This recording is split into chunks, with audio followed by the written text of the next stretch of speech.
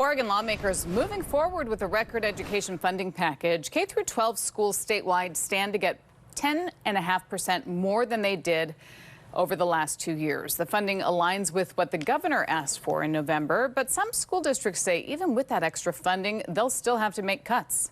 K2's on your side with complete coverage of the bills moving forward and what they could mean for your families and taxpayers alike. We'll break down what you need to know about the current funding plan along with the arguments over whether it's enough money or too much, plus the conditions lawmakers believe could increase accountability and the challenges districts face. K2's Vasily Varlamos is live in Salem, and Vasily, districts are not as thrilled as lawmakers are about this. Yes, Oregon school districts, big and small, are saying that this is just not enough to prevent future cuts. Another step towards record school funding in Oregon. Lawmakers advancing a bill that would give $11.4 billion to the state school fund. Adding in local tax revenue, K-12 schools would get 10.5% more than they did from 2023 to 2025. Lawmakers are celebrating the effort, but some school districts say even with this extra money, districts will still face cuts. We have teachers who are going to be let go. We have counselors who are going to be let go. Reynolds School District in East Multnomah County is preparing to cut 20% of its budget, approximately 160 staff members, and have asked staff to take as many as 10 furlough days. While the district is small, larger districts like Portland Public Schools also say they need more to maintain services. While the passage of this will mean that we won't have to take additional cuts, it does nothing to alleviate the $40 million plus of cuts, nearly 250 staff that we're going to have to lay off or find other places for this next year.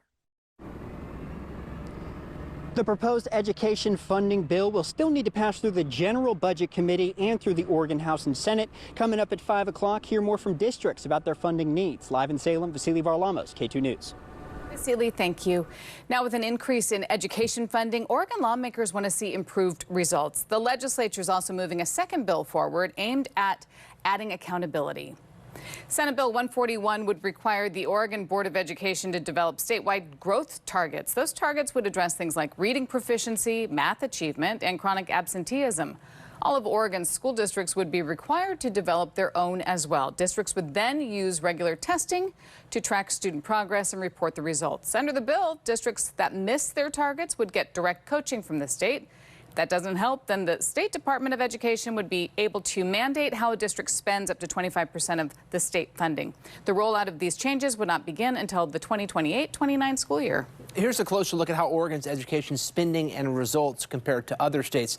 This chart comes from a 2024 study by Wallet Hub. States in the bottom right corner in green are low spending and high performing. The bottom left shows high spending and high performing. Oregon falls in that upper left, which is high spending but low performing. Oregon is right in the middle of the pack on spending. Our results do not rank the same. The study puts Oregon's school system as the 45th best, earning an F. West Virginia is number 46 in performance. Oregon is also outspent and outperformed by its West Coast neighbors. Washington spends roughly $2,500 more per student. California spends roughly $7,300 more per student. Their school systems are ranked significantly higher, 23rd and 34th in the nation, respectively. Statewide, school funding has gone up over the last 8 years, while enrollment has gone down. ODE data shows about 580,000 students enrolled in public schools in the 2017-2018 year.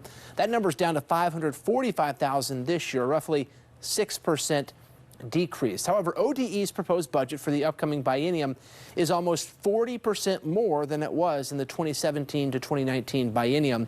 $18.2 billion back then compared to $11.36 billion proposal for 25 to 27. Also new tonight, the search is on for a new superintendent in the Beaverton School District. Current Superintendent Gustavo Balderas is leaving the school district for a position with the Puget Sound Educational Service District. He told families in a letter that leading the district left him feeling accomplished. He said that he remains focused on and invested in Beaverton students and staff. Dr. Balderas says he will stay no longer than July 1st of next year.